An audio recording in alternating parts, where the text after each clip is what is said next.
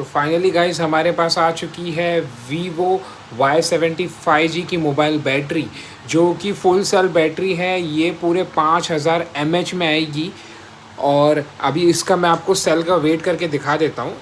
ये देख सकते हो आप, ये वही बैटरी है और ये मैंने ग्राम में रखा है। एंड इसका वेट देखते हैं, ऑलमोस्ट 64 ग्राम की ये बैटरी है। इसका मतलब ये आपको फुल बैकअप देने वाली है। इसके बैटरी सेल एकदम हैवी है।